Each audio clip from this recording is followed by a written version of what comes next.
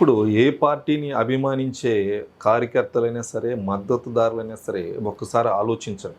ఆలోచించి తీరాలి. ఎందుకంటే మీ నాయకుడు బయటకొచ్చినప్పుడు మీరు వేలల్లో, లక్షల్లో బయటకొచ్చి ఆ తోపులాటలో చనిపోతే మీ నాయకుడు మీ ఇంటికొచ్చి ఒక గజమాలో, ఒక రూ. 10,000, ఒక 1,00,000 ఇచ్చేసి ఎళ్తారేమో. కానీ మీ కుటుంబం నడి రోడ్డు మీద పడిపోతుంది. మీ నాయకుడిని అభిమానించండి, ఆరాధించండి, కటౌట్లు కట్టండి, పాలాభిషేకాలు చేయండి. కాకపోతే మీ నాయకుడు బయటకొచ్చినప్పుడు అది ఏ నాయకుడైనా అవ్వచ్చులేండి. నిన్న జగన్మోహన్ రెడ్డి గారు నెల్లూరుకి రావడం, ఎందుకంటే ఆయన చూడడానికి లక్షలాది మంది గానీ, ఒక వేల మంది వచ్చారనుకుందాం. కాకపోతే ఆ తొక్కిసలాటలో ఏమన్నా జరగరానిది జరిగితే ఒక సామాన్య కార్యకర్తకు దిక్కెవరు అనేది ఒక్కసారి మీరు ఇంట్లోకొచ్చిన తర్వాత ఖచ్చితంగా మిమ్మల్ని మీరు ఖచ్చితంగా ప్రశ్నించుకోవాలి. ఎవరు దిక్కు? ఎందుకంటే ఒక రాజకీయ నాయకులకు సంబంధించి, వాళ్ళ ప్రోటోకాల్‌కి సంబంధించి, వాళ్ళ సెక్యూరిటీకి సంబంధించి వాళ్ళకి ఖచ్చితంగా ఉంటుంది. కాకపోతే ఒక సామాన్య కార్యకర్త మీ నాయకుడిని చూడడానికి నువ్వు వీధిలోకొచ్చినప్పుడు నీకు సెక్యూరిటీ ఉందా?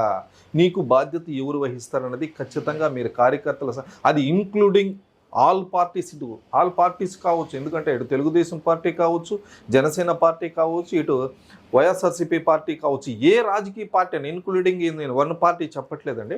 ఏ పార్టీ అయినా సరే ఒక సామాన్య కార్యకర్త వీధిలోకి వచ్చి మీ నాయకుడిని చూడడానికి వచ్చినప్పుడు మీకు ఏమన్నా జరిగితే ఒక రెస్పాన్సిబిలిటీ ఎవరు వహిస్తారు?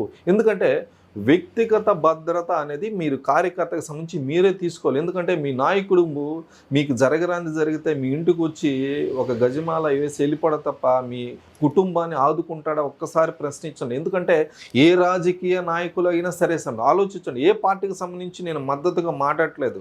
ఎందుకంటే ఆల్ పార్టీకి సంబంధించి ఏ కార్యకర్త అయినా సరే నువ్వు ఇంట్లోంచి బయటకు వస్తున్నావు, మీ నాయకుడు బయటకు వస్తున్నాడు, నువ్వు చూడడానికి వెళ్తున్నావు, నడి మధ్యలో నీకు జరగరానిది జరిగితే ఎవరు బాధ్యత వహిస్తారనేది ప్రతి పార్టీకి సంబంధించి కార్యకర్త, ఒక సామాన్య కార్యకర్త గురించి నేను మాట్లాడుతున్నాను.